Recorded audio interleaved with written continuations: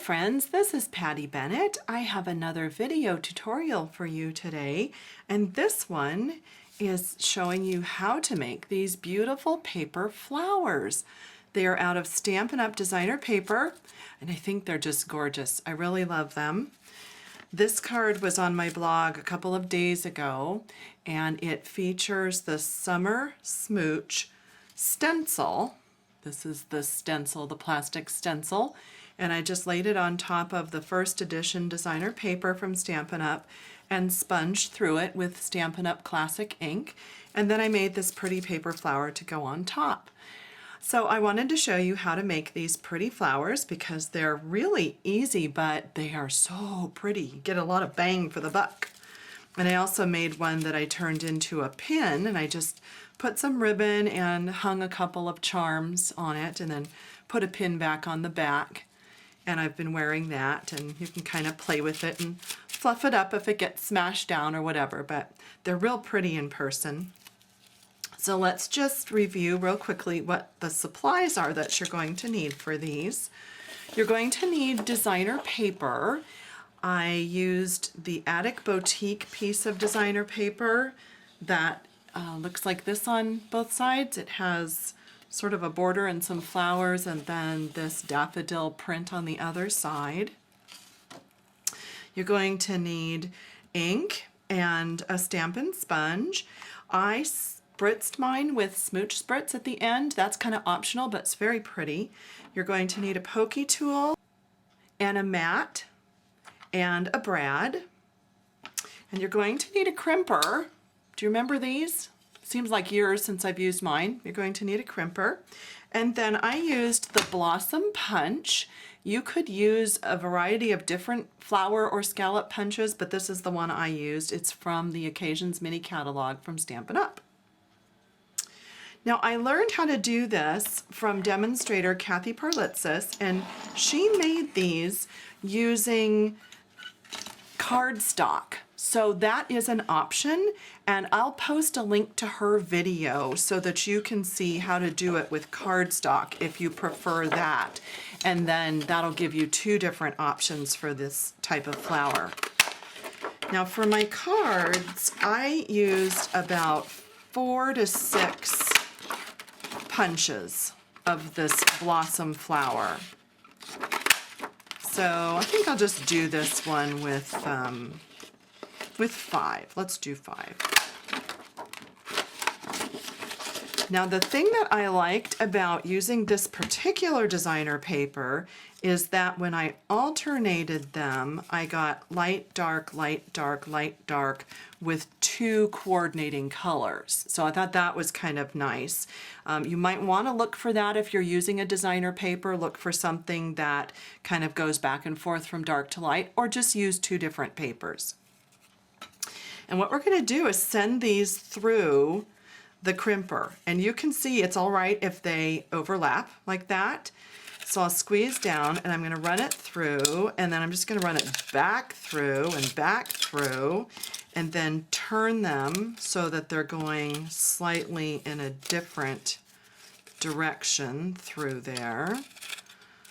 So you can kind of go back and forth, and you want to do this about I think I did it about 4 times.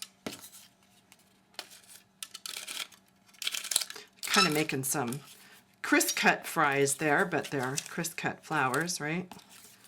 If you go to Carl's Jr., you know what I'm talking about. Okay, so that's maybe 4 or 5 times through the crimper.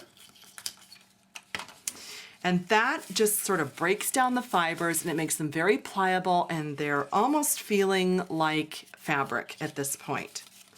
So then you take your mat from the mat pack, put it down on your table, and then you decide which, if you want the lightest one on top or the darkest one on top. And you know, really, let's look at this one again. It sort of doesn't matter in the end. You really don't see that much whether it's light or dark, so I'm not going to worry about it too much. I'm going to put down a light one and a dark one and a light one and a dark one and then a light one.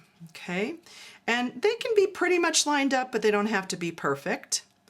And then you poke a hole in the center with your pokey tool and put your brad through the middle.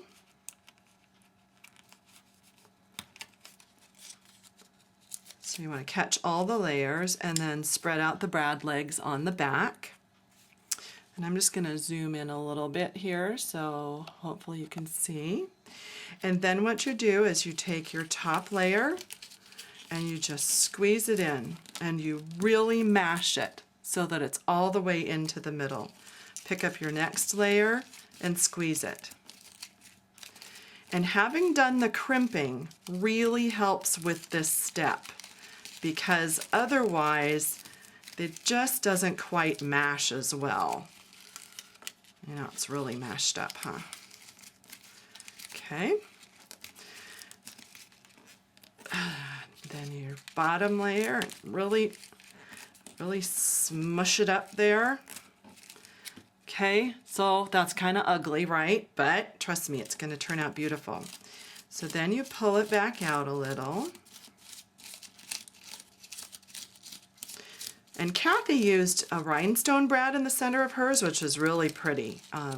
That is a great option if you want a little bit of bling. I sort of wanted a bit of a dark center, so my brad is from the antique brads.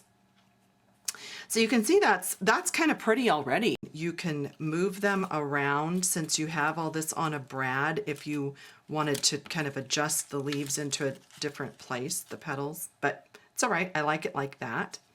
And then you take an ink pad, and I'm going to use Regal Rose and a Stampin' sponge, and you just ruffle it around on the edges. And this is so much faster than trying to ink the edges of all the flowers before you start. And isn't that pretty? It just gives it such pretty color. And you can add a little more. You could add a second color, a different color. You could do something like soft suede or Sahara sand if you wanted it a little more antique-y. And there's your flower. My last step was to take a, I have a piece of cardboard here that I don't mind getting color on. And I'm going to shake up the Gold Glow Smooch Spritz. And I'm going to give that a couple of... Now you would probably normally want to do this on your in your color catcher, but since you won't be able to see that if I put my color catcher up here, I thought I'd just do it on this piece of cardboard. So that was Gold Glow, and then this is Blushing Bride. Oh my gosh, that's pretty. That just gave it a whole bunch of red speckles. I know it's supposed to be, Blushing Bride is supposed to be pink, but anyway, it gave it a very pretty glow. It's iridescent, and it's got such pretty color on it now. And the thing that the Smooch Spritz will help with is that as this dries, it's going to get a little bit harder, and it's actually going to help it to stay in that shape. If you just crinkle up the paper by itself, it kind of eventually flattens back out a bit, but this way, when this dries, it's going to be like really hard and I don't want to say crunchy, but you know, it's just going to be stiff. So isn't that quick and pretty? So that was 5 layers. I believe this one was 6. You can see a little bit of a difference there in that one. And then this one was only 3 punches. So that one's a little bit less full, and I did not spritz this one. So this one you could actually totally flatten and put it in the mail if you wanted to. And then on this one, this was about 6 or 7 of the blossom punches, and then I used the Big Shot die in the back. You can see back here that I have a pink layer, a couple of pink layers, and then a DSP layer, and that I believe was the Fun Flower die, and that's what gave it a little bit larger size to it. So I hope you've enjoyed that paper flower tutorial. Have fun making them. They are so pretty. Have a great day.